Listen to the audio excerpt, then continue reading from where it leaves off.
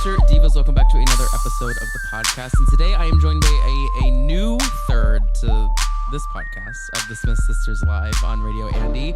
Lauren Ashley Smith is here. Make sure to check out Smith Sisters once again weekly, every day of the week at 9 a.m. Eastern Time on Radio Andy.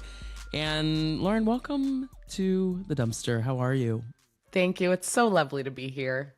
It's lovely to have you. I was talking before we pressed record. Mariah has been a returning guest here for quite a while now, and I'm always like, why just Mariah? Let's spread the Smith sister vibe a little bit further. Based off of Mariah's reality TV diet, I'm positive ours is completely link up as well. Totally. In these dark times, it's all we have, Lauren. Honestly, I was so beside myself the other day. I started reading a book. I need because I'm watching every show on Bravo. I'm watching everything on Netflix. And then I was like, okay, I'm not distracted enough. Let me crack a book, which I was like, wow, I'm really in the trenches. No, I started reading this year. I have not read like a book in like years. And then this year, I read 30 books because I think that's that's my ADD is like I just have to find something to obsess about. Yeah. And so I fell so deep into the world of like fantasy smut, fairy porn, as I like to call it. Love it. Is it good? I don't know. But does it make the time go by? It does. Then that means it's good. I'm not thinking about the state of the world. Right. Although it's so funny, all those like fantasy novels that all of the girls on TikTok like rant about, at their core, all of them are kind of about fascism and authoritarianism. 100%. And I think that's actually why, because I used to be I read Divergent. I read The Wolves of Mystic Falls. Is it or something Falls? Mercy Falls. Can't remember. Anyway, I used to read all those dystopian books, Hunger Games, all of it. And then once I started living it, I put them to the side. No, actually though, it helps me. Well, one, it helps me connect. I'm like, oh my God, I get what they're going through because I'm going through that. No, but also I'm like, my brain does go places where I'm like, I know not everyone reading this is a left-leaning, like ultra liberal like myself. Right. How on earth can they read this and not be like, wait, like, am I the problem? Yes. That's such a great question. I would love to know because there are definitely, I'm positive, so many people that don't have the same politics that we do that love those books. And I'm like, they must have something where they identify with the main characters because they keep coming back to them. So right. Why don't they see that they are the oppressor? I know. It's really interesting to me. Like I actually like someone needs to do some sort of some polling here about who acknowledges it, because especially because it's mostly white women in middle America who read these books, which I'm sure it's at least a 50-50 split of people's political leanings when they're absolutely reading all this. I mean, every single fantasy book is about an evil king who's ruining the world, and a young woman has to sleep her way to the top. Yes. Well, we're not here to talk about that. We have so much to talk about. You are a scholar of reality television, which I feel so comfortable with fellow scholars. Same. Just because I know you'll get it. I can just mention one word and you got it. I was looking through the recent Smith Sisters catalog on who's recently been on, and the first thing on that's pinned that I have to talk to you about is your iconic appearance on Watch What Happens Live with Stacey Roche. And one, y'all always bring looks. You all look gorge. Thank you. Stacey, obviously, I need to hear about her in 1 second, but the group consensus of not letting Andy Cohen go to the cookout will forever. Sometimes when I need a laugh, I go and watch that clip. As someone who lived that moment, I couldn't get over it because My sisters and I, we are who we are. We are sisters. We are really close.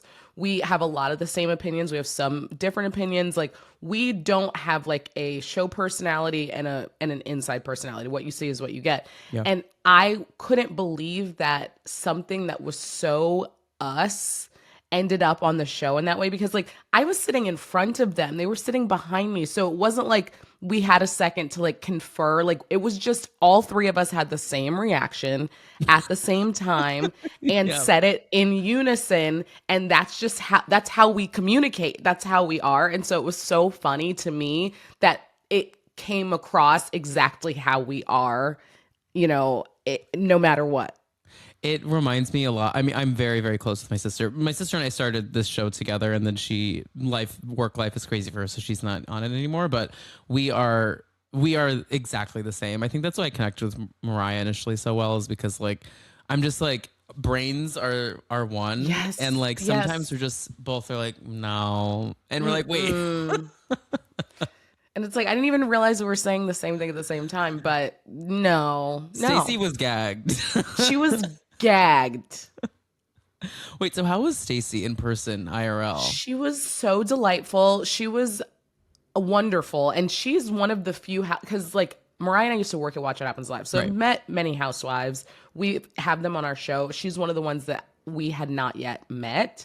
And I was really interested in meeting her. And also, it was an interesting experience for me personally, because having worked at Watch What Happens Live, I've seen thousands of episodes. You know what I'm saying? Like I've seen so many people in the chair, and I've also seen like housewives that are like, OGs, and then I've seen new housewives. And so it was interesting to me that we got paired with a newer housewife, because I could tell that like she was had the same feelings that I had, which was like, this is a big deal. Like, even though she's been on the show other times, I have not, but like we were on the same wavelength in that sense, like where Yeah. it's like this isn't just like another day, this is like a big deal. And she has a lot of things to like defend and answer for in Potomac. So like it was really important to her. I could tell that like she did a good, showing on the show, and she had a lot she wanted to say.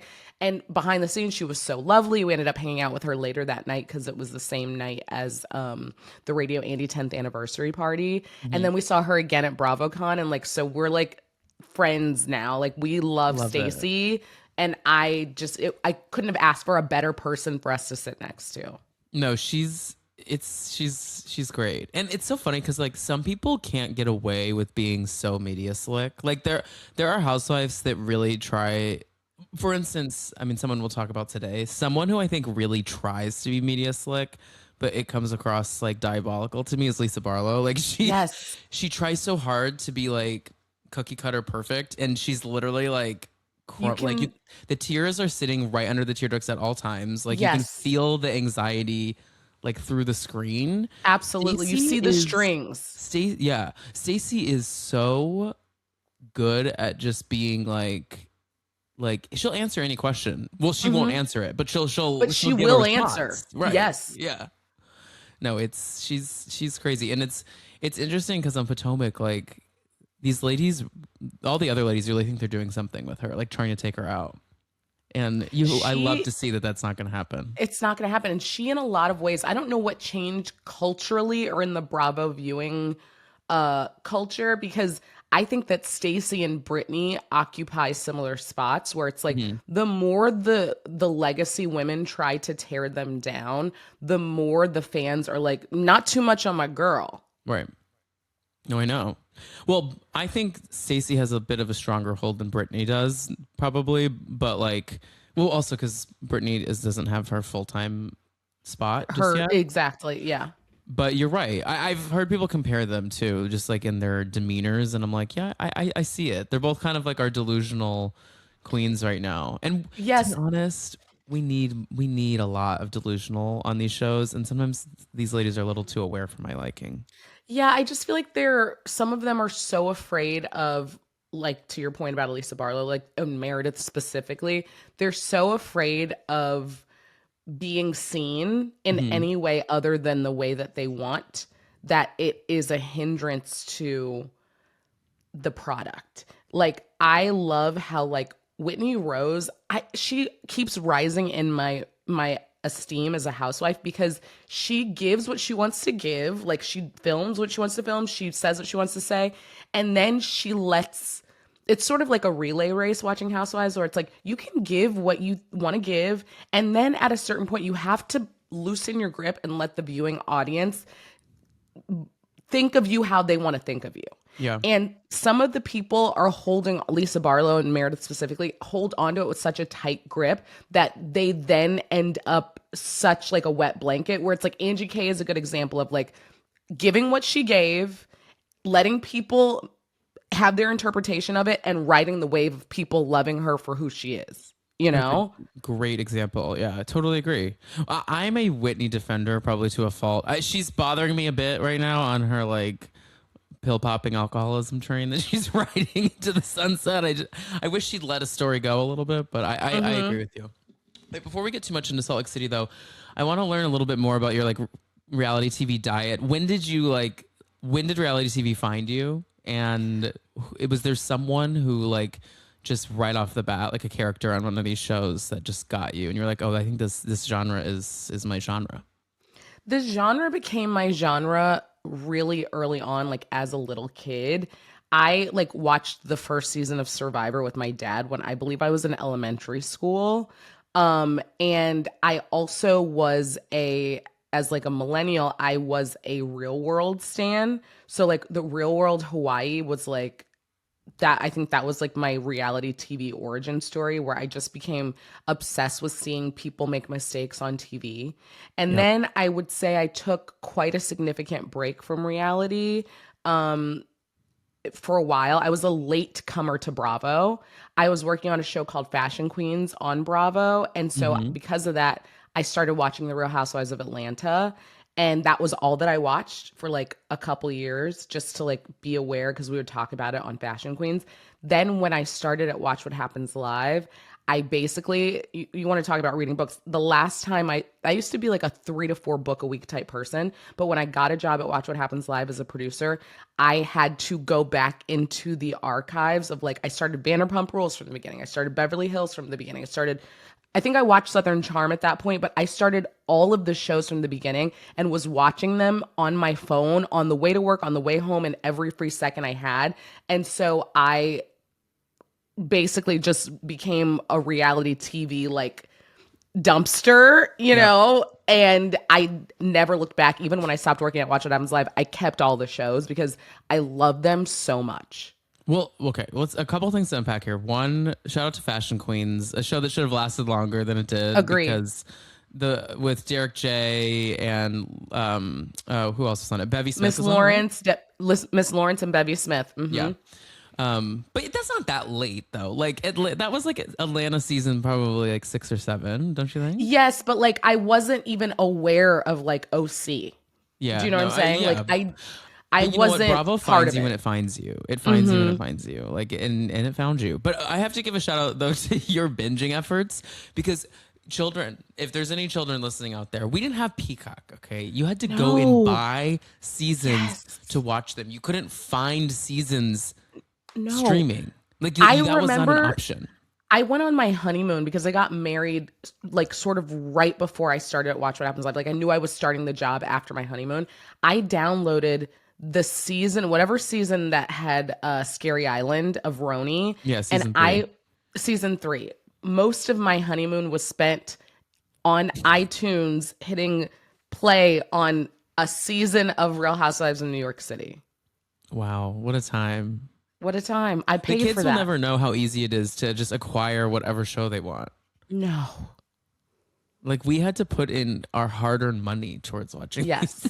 And I also want to just pat myself on the back by saying, not only was I watching the archives, I was still staying current so I could do my job every day at Watch What Happens Live. So eventually my knowledge met in the middle, but I was like watching like season 1 of Vanderpump Rules and season 5 or whatever, and met in the middle. Wow, you really put in the work. You did. I did. I mean, and those were great times too. You hopped into Watch What Happens Live right in the middle of like glory days, VPR, Yes. Roni, Atlanta, all of it. I was there when Dallas started. I was there when Potomac started. I was there. My last day was the day that Luann announced her divorce from Tom. And Wow. it was like such a bombshell, explosive day. I was like, this is the best way to go out at Watch What Happens Live because everyone was buzzing from the bombshell that their marriage was already over. It was such a great place to work. Oh my God, that's amazing. Well, on top of Salt Lake City, you said you're watching all Bravo shows. Is there any general thoughts you have on what's airing? We have so much going on. VPR, new VPR, Southern Charm, Potomac, and Beverly Hills. Okay, Beverly Hills is where most of my attention is right now, just because like that's the one where I feel like Salt Lake City and Beverly Hills, I won't ever let myself get behind. Potomac, I watch in batches, so I'll like let myself get like 3 or 4 episodes behind, then I'll watch all of them. I still haven't watched new VPR yet. My sister's been keeping me informed and updated about it. I'm still on the fence. Vanderpump Rules is perhaps my favorite unscripted show of all time, and so it's gonna be hard.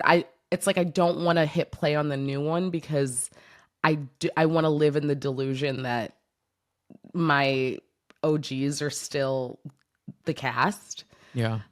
So it's tough. I really thought, pivoting back to Beverly Hills, is that's what I think about the most.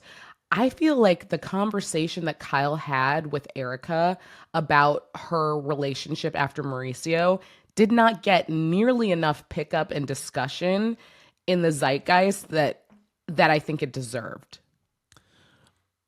Yes and no. Like, part of me thinks with Kyle, the fans in general, though, are a little bit like, you reveal things to us like 3 seasons after we figured it out.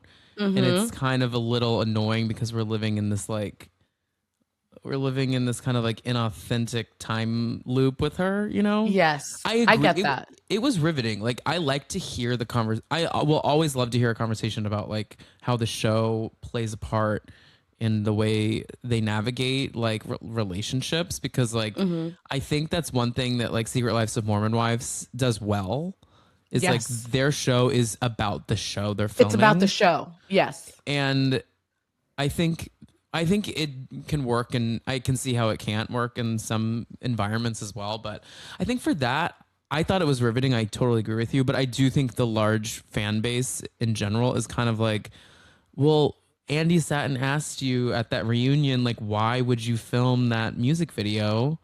And you just said, like, why would you film the music video, but then also deny that these rumors have any validity to it? Like, the story couldn't stay straight. So I think that's why it kind of came and went, unfortunately.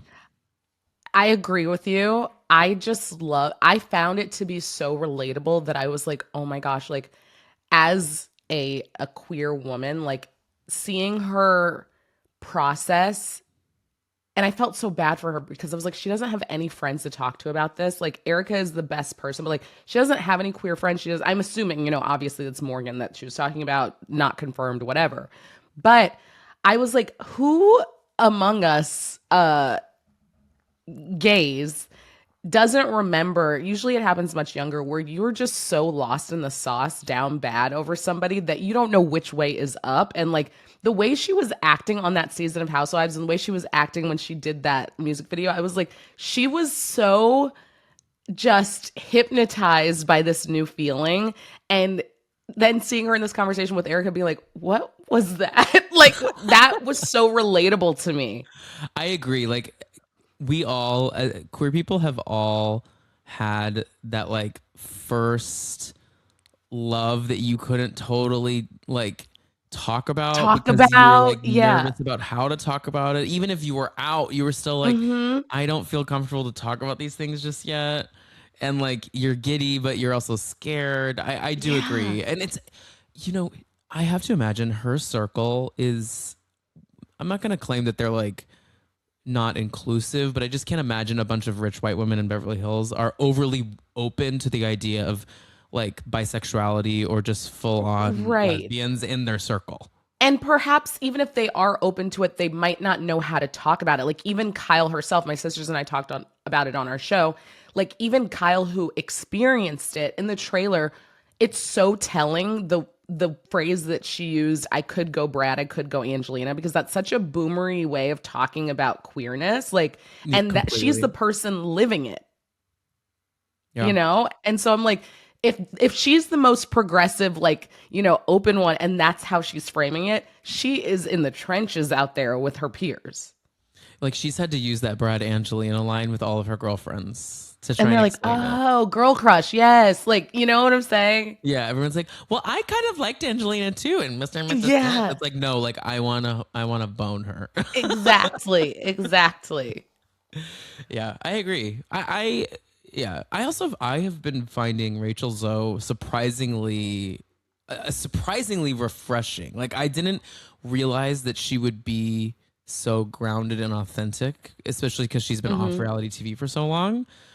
But what she's bringing feels way more authentic to me than what some of the other girls who've been there for a minute are. I'm excited to see what she Yes. has to bring to the show. I am too. And I also love watching the other women scramble because they think they're hot shit, which they are. But at the end of the day, she's Rachel Zoe. And so, like, seeing them defer to her and be like scrambling for her approval and her attention and stuff, it makes me laugh to see them play a low status character Yep. for once. Like, they're so desperate for her. It's sort of like how when Kathy first joined, and they still have a lot of notes of that, where it's like they all want to impress Kathy because she's Kathy Hilton. So, and the same way, like they want Rachel Zoe to think they're cool and stylish and want to come to their houses. And like it's just so fun to watch. Completely agree. No, I'm. It's off to a decent start. Yeah, I'm excited to see what happens. I think for Vanderpump Rules, you can wait a little bit until more episodes come out and just do a Sunday morning binge Yeah. while you're like scrolling your phone and see if it permeates you or not. I think that's Yeah, kind I of the think vibe. you're right. Yeah. Well, let's jump into Salt Lake City. So this is episode 14, I believe. Something about what is the title of the episode? It's like Greek and Mother's Day Greek or something like that. Something like that. Can we? Yeah, this is such a bizarre point to make here at the top. Oh, my big fat Greek Mother's Day. That's what it's called. Yes. Um, I gotta say, whoever's running merchandising at Peacock, can we please stop putting Watch What Happens Live within the season of Real Houses of Salt Lake City? Like when you go to look at it, you're like, wait, this is episode like 25, and it's like, no, it's just the 25th episode because they keep putting episodes between the Yes. episodes.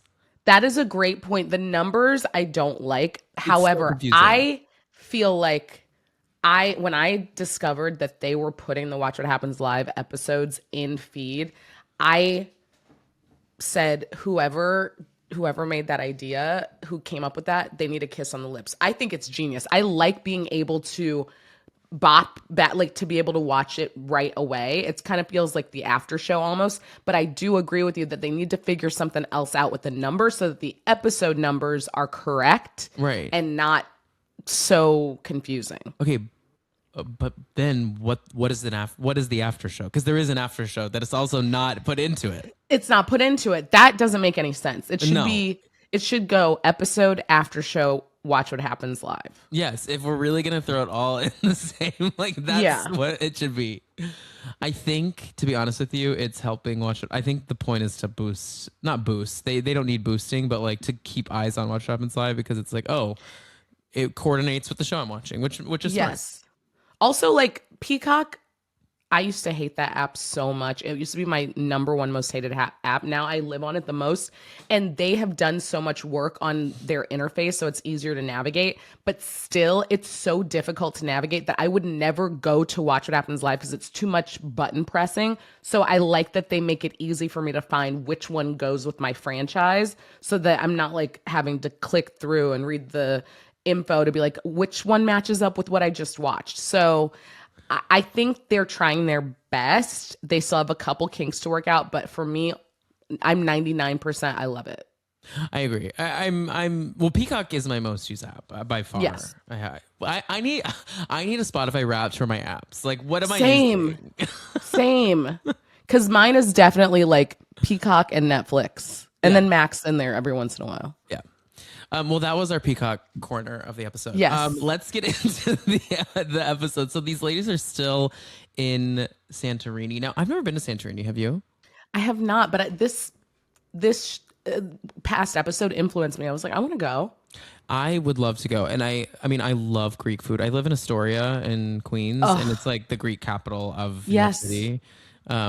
And so the food here is so good, and Greek food is so yummy to me. And it's also like a type of food where you don't feel like absolute garbage after you eat it. Like it's a Yes. lot of vegetables and meat and like Mediterranean diet. yeah, sitting out on like a Santorini like terrace with that old man chef that Heather was lusting after, having like 5 glasses of white wine and some feta. That sounds like a dream, right? A dream. Let's go. Let's go. Close this. Book a flight. Yeah, we're on our way. We're on our way. So what are your thoughts on this Meredith? The how dragged on this flight nonsense is, and then how they're all kind of like doubling down on Meredith not being necessarily well and bringing it to the forefront of the story. I don't know, where do you stand with Meredith as a character on the show? I stand with Meredith perhaps no longer being with us at this juncture because she doesn't play ball. Yeah. And the best Housewives franchises to me are when the housewives can get down in the gutter in the sewer and go back and forth, and then they cycle back to like cordial vibes and even friendship. That's why I think that Potomac is so great, because you can see the women have these really big fractures and then have an actual healing and coming back together and be friends. Meredith is like, I'm going to take my ball and go home. Like the whole, gray rocking, stonewalling thing that she does is not productive. And it's especially not productive when she's as explosive as she is and can be. And then the second she decides that she's done, no one else can say anything.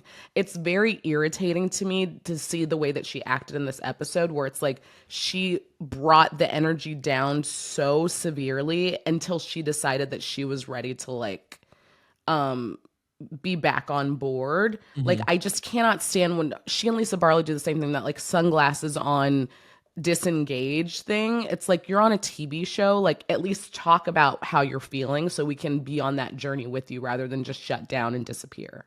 Right, like you got to show up to work. Yeah.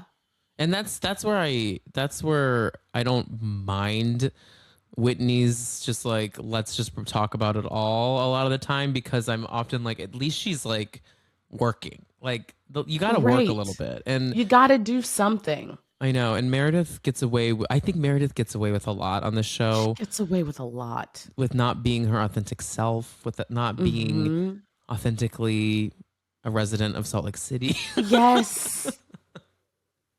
There's so much there where it's like, this is a performance, and the whole thing. And okay, I'm not a mother. I love my mother very much, and I experience Mother's Day from her perspective. So I'm going to just say what I was feeling when I was watching this episode. Meredith has adult children. She probably wasn't, Brooks lives in New York City. She probably wasn't going to see him anyway. That whole meltdown about I was not going to able to talk to my son on Mother's Day and the phone call and stuff. Give me a break. No, also the timeline of that doesn't make sense to me, because you actually could talk to your son with how the time changes. If he's in New York, right, you could talk to him all the way through longer. 2 in the morning. Yes. And he would still be available. Exactly. You actually had more time. You had like 36 hours of window to talk to him because you were in Greece. It just wasn't making any sense. And I'm glad Heather said something where she was like, but it's not about that. It's about you being upset with us. But that was really insane. And again, all the other women were like, I've never met a mother, unless it was like her first Mother's Day, whose dream was not to spend Mother's Day without their kids. That's the whole point. Yes, they want to be like, give me a spa gift card and I'll see y'all tomorrow. Like that's what they want to do. Yes. Yes. Yeah. No, I think it's a little insane. But I have to say, the only thing where I land on Meredith's side a little bit in this trip is I don't like when Heather pulls. She's not so slick about the show sometimes, and the way she wouldn't speak to Meredith about their issues off camera, yes, is weird. Like, I'm that sorry. is weird. Like That your is weird. friend is calling you. She was calling her over and over again, and she wouldn't pick up. And then they sit down at a lunch in or dinner in Santorini, and she's like, "Hey, girl, like I can't stand you." It's like what?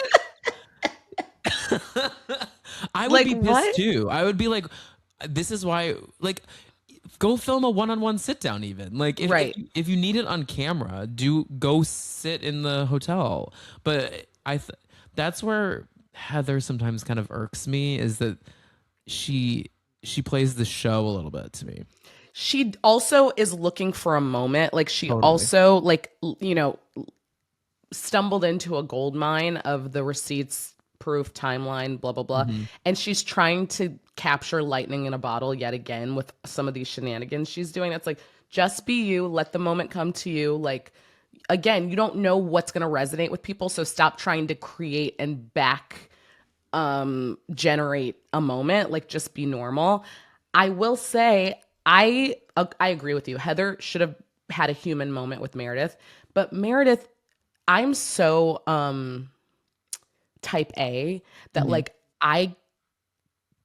the way that my sense of justice works is like, well, who was wrong first? If Meredith hadn't acted the way that she acted on the plane and then denied it in the aftermath, Heather wouldn't have acted poorly by not picking up her call. Yeah. And we're now Meredith, her tactic is to turn it into what Heather has done wrong recently. So she doesn't have to take accountability for her original infraction, which was the plane and which was exploding because people didn't like how she acted. The original wrong still hasn't been addressed. So I'm like, I kind of can let Heather slide and let Whitney slide because it's like Meredith we still haven't accounted for the original wrong. Yeah. No, completely. No, I completely agree. Like, but also that should have been solved forever ago. Like, we should be moving on to something else. I do think this is weighing the season down. A season that in all other facets has been actually like A plus plus plus. Yes. The season comes alive when we are kind of working off of Bronwyn and Lisa and Brittany and Mary. But then Mm-hmm. when we're hanging with Whitney and Heather and Meredith as like our core fuel for story, it seems like we're just trapped in the same shit over and over again, you know. So I Yes. think we need to kind of jump ship on the flight of it all and just let Meredith is not going to do what you want her to do, ladies. Like just see her at the reunion. Yes. I also want to say one thing, me not letting go of the flight, LOL. But the now are you what do you think happened or didn't happen on the flight? I think that I look to Mary as my Mm-hmm. as my Same. as my truth typically because she doesn't really know how to do anything different than Yes. tell it how it is, and she is concerned about this woman. And Mm-hmm. the preview for next week makes it look like she's so even still so concerned about her. Yes. And I think that if Mary is saying like, "Hey, you were unhinged on that plane," and I can't stop thinking about it, then I believe that is exactly what happened. I don't think Mary has I it do in her to too. make up a story about her. I totally agree. And I also think that because of Mary's situation with her son and his substance issues, she wouldn't throw that around and she wouldn't falsely levy concern against someone who is a real friend to her and for her without merit. I'm very sick of the people that I've seen online that are like, nothing happened on the plane. Um, there would have been an air marshal there. I think Meredith said that too. And I'm like, no, no, no. If you've ever sat in first class on a commercial flight, you know that it is lawless. The Yes. people in first class don't have the same rules as the people in 17C. They simply don't. I've seen people act insane, and all the flight attendants do is smile and offer them another drink. So like I the whole logic of like Meredith didn't do anything wrong because she wasn't kicked off of the flight and blah blah blah, that is not that is without merit. That's a great point. I agree. And also I feel like I've I think that she was freaking out, but I also don't think she was like screaming in a way that like the whole first class cabin was like, Mhm. what's going on? Planes are loud. I can't imagine she was screaming Yes. over like the Yes. noise of just the The plane jets. flying. Yeah. Yeah, like So I think it was bad. I think it was more just, I think everyone's place of being so upset is just, I think she was in a deranged like state. Yes. Whether it was Yes. like loud, I don't know, but like It was just her intense. eyes and and the way she was like slurring and speaking, I think Yes. it was all just in general a bit like disturbed for Yes. the woman that they know. So I think that is Mm-hmm. why everyone's kind of freaking out. You know, something that I saw some people saying online, which I kind of agree with, is Brittany has been a comic relief this whole season, but something isn't working on this trip. I made a joke online where I'm like, I feel like when she steps foot out of Park City, she doesn't know how to be herself. That is so funny. You know what's so funny is I actually had dinner with Brittany last night. I was gonna ask you, 'cause I saw on online. I met her last night, and I think she is the funniest, sweetest, most down to earth, wonderful person.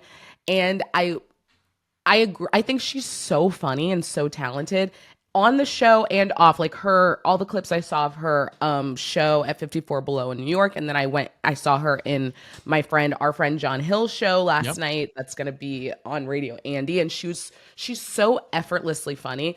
But I do agree that and I told her last night. I said I didn't watch the episode until today, so I was like, I haven't seen last night's episode. She seemed a little bit off her game, but she gagged me though with The trademark. the trademark. The trademark is a whole other thing. I didn't speak to my kids for 3 years. It's like that was not the point. That was so funny, and the way Meredith reacted, she was like, "Of course." She goes, Of course it's about you. Of course, it's about you." That cracked me up. I was like, why did she say that? But she almost is like a Married to Me, where it's like she can't help but be who she is. Yeah. So it's like if she wasn't feeling funny, in that moment, like in that little bottle service area they were at when she was like talking, like I was like, she just didn't have it that day. Yeah, you're right. Also, it has to be so exhausting to be on these trips. Like, I feel like she probably also was like 4 glasses of Sancerre in and was like, I was like, it's hot. I don't have the energy to fight. Can we just like keep drinking or go to bed? Yeah, what are we doing here? Okay, I'm back on Team Brittany. I'm easily convinced. No, she Also, seems Angie wonderful was though. so mean, and Angie is my favorite housewife, I think, of all time. The hair thing was mean, but not incorrect because her hair is too long. Brittany looks better with shorter hair, but the nerve of Angie to say her hair is too long for our age in a car full of women with hair the same length or longer was so cuckoo. Well, yes, I agree though. Like, I don't think that I think there's just something with like white women who have just like that like certain like blonde texture. Yeah, Like, it's like a Rock of Love type of thank you for shouting out my favorite show of all aesthetic. time. That's my North Star. Thank you. We can talk about Rock of Love if you want. No, she has a Rock of Love energy to her in Yes. general. Yes. And I mean that complimentary because I find all those women on that show beauties. I Same. famously as a kid had and on my MySpace I had a folder that because you like made photo albums on your MySpace, and one of them was, this was before I was out, and it was called Hot Girls. and the number 1 photo in the Hot Girls album was season 1 winner Jess from Rock of Love. I'm screaming. That's like how when I was in my early 20s, my number 1 crush was Adam Lambert. So And to no one's surprise, I have a wife. Yeah, you always liked him a little on the border. Yeah. Because Adam Lambert in certain rooms could pass as like a hot butch lesbian. Yes, for sure. That's what he was giving. Yes. Honestly, I think you and I have the same type. I think so too. Oh my God. There was someone else in the hot album. I always had Beyonce as one of the hottest women alive. Hot And it's like, girls. she wasn't, I mean, she is literally stunning, but more than that, I was just fascinated with her aura, you know. Yes. She was my Yes. You diva. were a fan. I was a fan. Wait, so would you rather go on a donkey ride or go to a cooking class? Ooh, that's a really good question because I thought about this as I was watching, and I can't say for sure because I do love like when Mary was freaking out about going up the steps on the donkey, I was like, that looks so fun. I would love to do this. I didn't understand why everyone couldn't do both entirely, but also the cooking class. Because I would do a cooking class, but they weren't doing enough cooking for my liking. Like it was No, they more were like a just sitting, hibachi watching. experience where they were just sitting there in a cooking demo. So I think I'm going donkey. What about you? I agree. I'm an activity person. I Mm-hmm. really, to a certain extent, like I don't want a day full of activities, but I need like an activity a day to keep me just kind of like moving and on like curious about like the places I'm traveling. So I think that would be really fun. I also really love animals, so like Me I would love too. to meet a little donkey. Me They're too. very cute. It looks so fun. I love like a horseback riding excursion or something like that. So I definitely and also the donkey people got to come to the cooking class. Like so is a win-win. Yeah, I know. It is funny though. The donkeys just took half the ladies up to the cooking class. It was Yes. essentially just torture to make Meredith talk about her shit. I was like, this is Yes. so mean. That was so funny. Her walking away and then like realizing she was stranded because it's Yeah. like, baby, ain't no lifts coming to get you. Like that's not No, no. you can't get cars. You can barely get cars up the like slopes No. of Santorini, is my understanding. I one time, this is like so obnoxious, but a couple years ago I was in the Amalfi Coast and I took like a day trip to Capri, the Hmm. island, and my wife got really sick on the boat ride to the island. So we were like I was kind of like stranded. It was like me, my wife, and my friend, and we were trying to get basically anywhere so my wife could like lay down because she was like so deathly ill. And it looked like where how Meredith was, like just we were wandering on these like windy roads and streets with no cars. I was like, can we get an Uber? There's no service. Like Yeah. there's it was horrible. And I was like, I know she was trapped because I have been in that situation. And it was just so I was like, what did she think was gonna happen? She think she was gonna just see a taxi? Like that's not gonna happen. No, the south, like the coastal Italy, is very similar to this. I mean, they're very close to Yes. each other, obviously. We went to this like amazing restaurant in Sorrento where like they sent cars to pick you for all reservations. They sent a car to you Whoa. because only like the tiny little what are the tiny cars called? Not Mini Coopers, like even smaller than that, but like Oh, the like the like smart car? yeah, the little like Italian like BB Hmm. cars. They Yeah. sent them to you because like the only way to the restaurant was through these like narrow alleyways, Yes. and it was epic. I was like, this is the coolest thing ever. And, like they It's had to like so fold all their cool. windows in the car to get through the alley. I'm like, this is so cool. And it's like, please don't get a flat. Please. I, Like, please let's make sure we have gas, make sure we have a charge, make yeah. sure we can make it through this. So the ladies, try and address this Meredith situation with her. She's kind of unfazed, and Hmm. they're not going to get anywhere. Like I said, we'll see Meredith at the reunion. So, Yep. but Meredith somehow rallies. I'm sure some producer was like, "Girl, you got to get together. We have You so much more gotta get out script there. to film." And so they had this like pool day where, you know, we start to get we a couple weeks ago we got this this inclination that Bronwyn and Whitney had some sparks. And have you seen all the fan edits online? I have. I am a gay woman and I have seen probably more than my fair share on TikTok. I'm gonna add it to my Hot Girls album. Yes. No, I'm here for it, honestly. And wait, we haven't.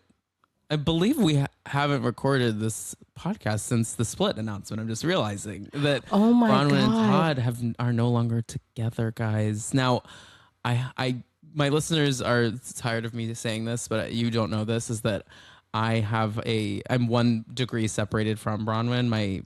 One of my partner's best friends was a bridesmaid in Bronwyn's wedding. Shut up. Yes, and I was with her over the weekend, but I couldn't get any intel out of her. She's being really tight-lipped about it, which I understand. It's her friend, and I'm here gabbing Great. about it on a podcast. But Fair.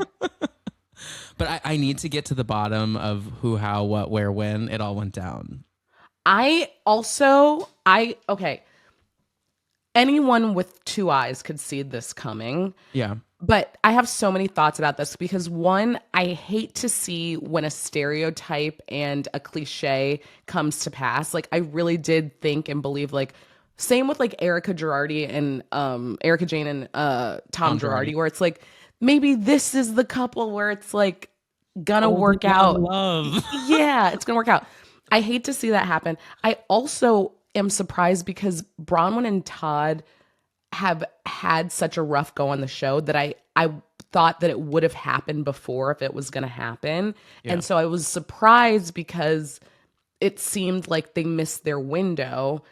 And my third thing is that I always give a little side eye and an LOL to the fact that they are separated. Like, do you think they're going to get back together? I don't think so, because I think this is going to get messy, unfortunately. Yeah, like what's the point of saying we're separating then? Do you know what I'm saying? Like it's like well, what is that about? Yeah, I don't know. I it's going to lead to divorce. It's a divorce. I think my understanding of the whole situation is that she revealed that they had been separated at the reunion, and then it got leaked, and so they lost their own narrative there. I think probably what was going to happen is that she announced their separation. They spent some time apart. Maybe move forward with a divorce right before filming starts for next season. But like somehow it got out, and so I think since it got out, it's only going to make it really ugly, unfortunately. Yeah, and he also has such contempt for the show. I know. He is rich. I looked up because I'm like, part of what I love about Bronwyn is her access to such immense funds. And I was like, I need her to still be rich. I can't have her be like struggling. Mm-hmm. So I was like, is Utah like a communal property state? It looks like because they didn't have a prenup and because of the state, she will get her money. So I'm happy about that.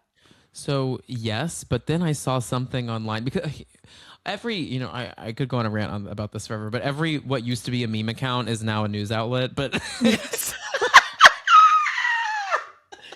Oh my God, that is so real. That's so real. It's like, why is Dance Moms memes being like, and today the Supreme Court? It's like, what the hell? I'm like, oh my God, Pop Crave, please. I don't want to know about what JoJo Siwa wore yesterday and then what Trump said at his State of the Union. I'm like, what are we doing? This is JoJo Siwa, your queen icon and legend. Yes.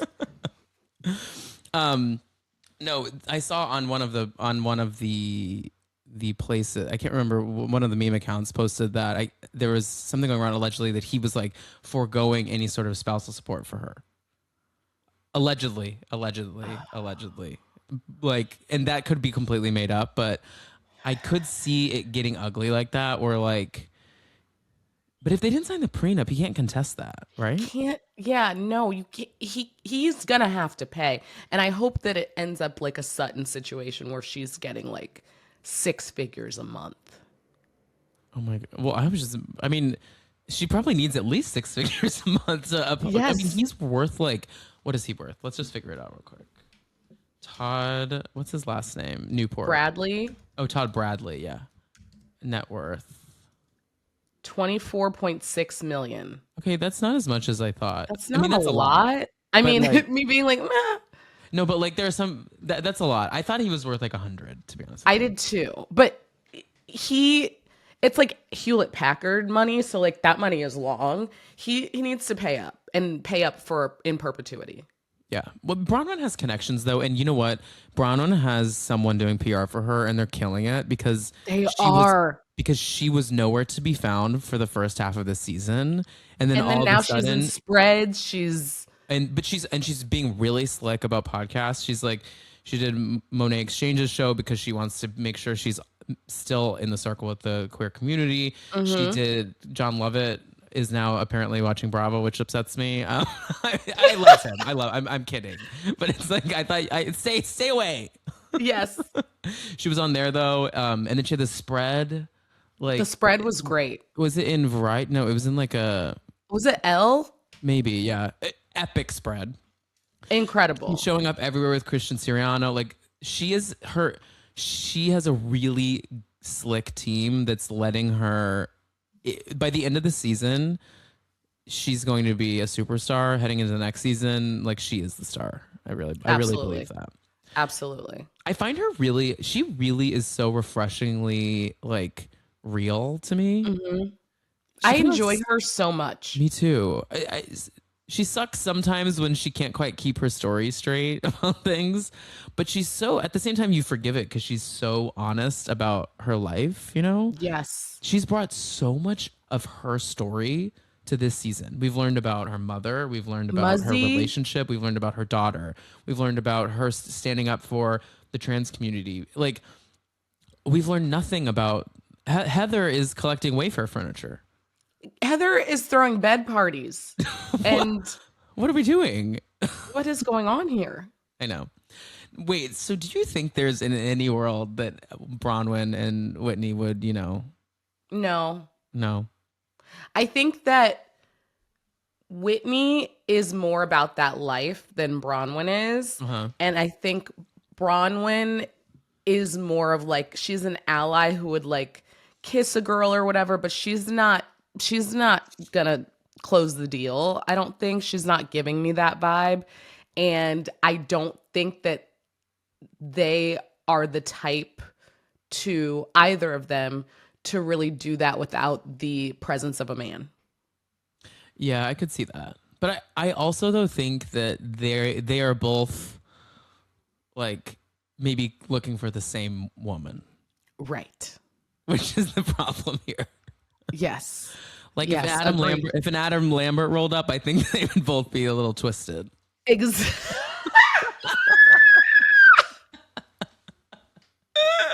Agreed. Like the woman that well, I don't know their pronouns, but that Portia found. Yes. Oh my God. That would turn Whitney upside down. Oh, Whitney would be twisted over. What is that woman's name? Because her name is something so interesting. Well, it's unfortunately like it's like a stud name. You know what I mean? Yes. Oh, Sway. Patrice Sway McKinney. Sway. Yes. It is a stud name. Have you seen, Mariah and I always talk about this. Have you seen the TikToks where it's like, what's your name? And they're like, my name is like, you know, Hammer or whatever. And it's like, and what's your real name? Kelly. And it's like studs being like their stud name. And then they're like, that's amazing. Birth name. And it's like, my name's Ashley. And their stud name is like Nails. Yeah, exactly. You know what though, Portia, I get it. I too would be twisted, turned upside down for Sway. Sway would have me turn anyway but loose. I get it. Well, you know who does it for me is I was talking about this recently with a friend. Do you follow? I mean, I do not follow sports except New York Liberty because I'm just like obsessed with women's basketball because they just have such swag about them. But I'm forgetting her first name, but her last name is Cloud. Everyone go look at her. Beyond. I'm like, oh, I get it. It's me. You're talking to a season ticket holder of the LA Sparks.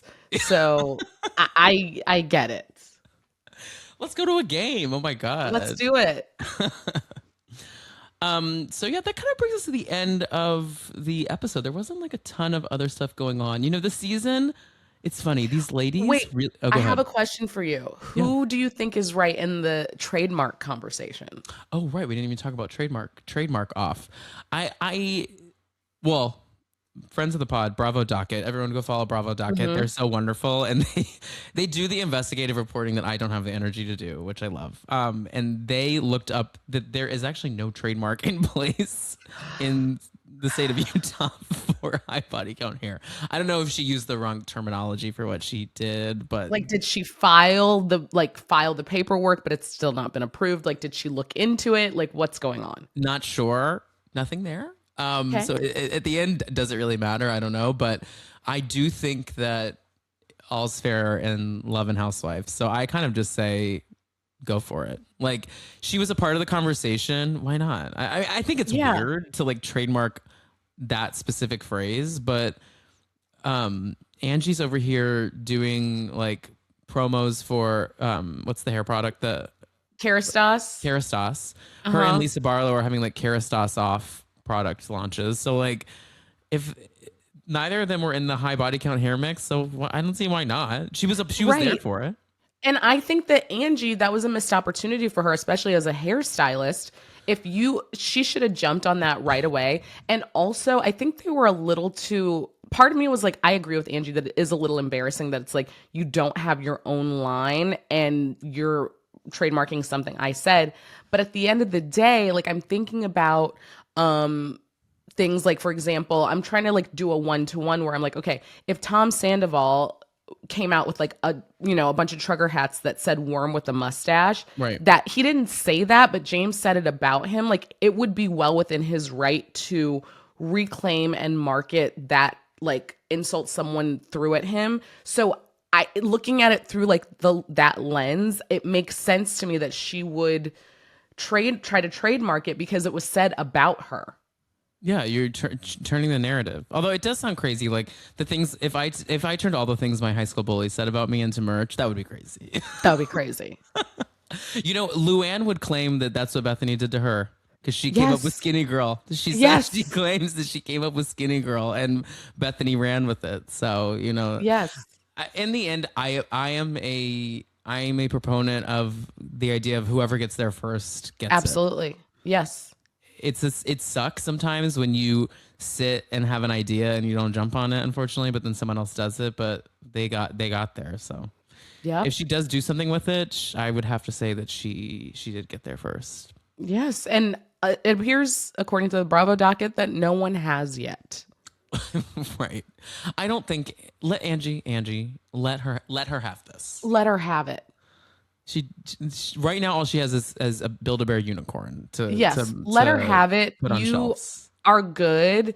You lean into the Greek stuff and let her have the high body count hair. Please. But yeah, I think we're wrapping up the season. I mean, I would assume there's only a couple more episodes. I do believe this is the last episode before the new year. But we have a couple episodes left of recapping here on the pod, and we will be recapping Summer House this season after Salt Lake City wraps. Which, are you a Summer House person? I am. That trailer was crazy. And I still have not watched it, but I've had it described to me. I don't really get into the trailers that much for whatever reason. Like I just am like, I'll see it when I see it, because the TV producer in me, I don't love seeing things out of context. Like I don't want to get my hopes up and be like, oh, they weren't even talking to this person. They weren't talking about this. So like the whole trailer culture, I kind of opt out of because I want to see it unfold in real time. Yeah, I do feel that. I will say they've brought in 6 newbies, which is that's too many. Well, I think my grand theory is that we are going to have America's Next Top Model style eliminations every week, and they're just gonna Carl's gonna fade into the background. Yes, I think this is the end of the road for this cast, and I think they're kind of absolutely they're soft launching a more seamless transition that they have not figured out on other shows about how to change from old era to new era. Mm-hmm. And I think this is kind of the way this may be that path forward, which I think is smart. I think you're totally right. And I think the show that has done the best job of that over the years is Southern Charm. Totally. That cast is ever evolving, but it never feels weird. It never feels weird. And also but they always welcome, if Whitney wants to come in for a second and terrorize people with off a bottle of whiskey, they'll let him, I guess. Yeah. Yeah, I agree. But Cameron, we so seamlessly phased Cameron out of the narrator of the whole show. You kind of just forgot that she used to do that, And when she left, I was like, what are we going to do? I was like, what are we as a Southern Charm community gonna do? And now until you just mentioned her, I totally forgot. Yeah, or what's Chelsea? Remember Chelsea? She was like Chelsea. I loved how Cameron used to call her Survivor Chelsea. Contestant Chelsea. Yes. Yeah, I'm really excited about Summer House. There's something about those crazy kids that I love. But as a producer, who do you like? Are there any shows in general that you're watching right now? Any of these Bravo shows that you're like, I need to go shake that producer's hand because the way they're navigating story is so fantastic. Totally. Real Housewives of Miami. I think that they do phenomenal work. Like I tip my hat, and I also tip my hat to the Real Housewives of Salt Lake City producers. I think they do an absolutely incredible job. My compliments to the chef. They nail it every single time. They do. They really know what they're like. It's funny because for those that don't realize, like when you're going to film these shows, like it doesn't have the sheen of what you're seeing, right? So you have to see the vision. You have to see the vision. Exactly. And they see what is good about these shows. Like they see the moments. Like there's a differently edited version of the show that doesn't hit this way. Exactly. And like their sense of humor is so smart. Like all of their like little cutaways, like the way that they deployed Mary in that brief moment where they're talking about first kisses and kissing women, and she's just looking at the shrimp saying, I don't think they debugged or dewormed the shrimp. I was like, did she mean deveined? Like, I don't know. I've never even heard of that. And it was just a brief little moment that they cut to, and it was like funny, and then they moved back. Like that choice is so what makes this show so spectacular. No, it does. I mean, it's like a stage play. Like you could that would be something that would happen in a play. Like there would be your crazy aunt in the corner talking about the shrimp deworming while everyone's fighting center stage. No, I totally agree. Well, Lauren, this was so wonderful. Thank you so much for coming on the show. Thank you for having me, Tom. I'm obsessed with this show. I'm obsessed with you. It's been my pleasure. Oh, I love to hear it. And Mariah and I have not met IRL. I would love to come and hang with the girls sometime. Do it. Would love You're to. welcome anytime. We'll go to a Sparks game. It'll be great. Oh, please. Yeah. Let everyone know where they can listen to you, follow you, watch your content. They can follow me on Instagram and TikTok at MSLAS, and they can listen to Smith Sisters live on Radio Andy Sirius XM channel 102 weekdays at 6 a.m. Pacific, 9 a.m. Eastern, and then to the monthly version of our podcast that's not behind the paywall. You can listen wherever you get your podcasts. Smith Sisters Live Deep Dive, wherever you get your podcasts, and we usually have great guests and stuff, and it's a fun time. Yeah. And guys, make sure to follow me at Tom Hamlin on Instagram. Check out Dumpster Dive Pod on YouTube. And we will be back in a couple weeks with recaps. Next week, a reminder, we have a great interview coming out with Daisy from Below Deck Sailing Yacht and then / Below Deck Down Under. We chat all things the Salt Lake City boat from hell. Which is fabulous. And she was a delight to chat with. So make sure to check that out. And we will be back in the new year with brand new recaps. I hope everyone has a wonderful holidays. You too, Lauren. And a happy new year. Bye, y'all.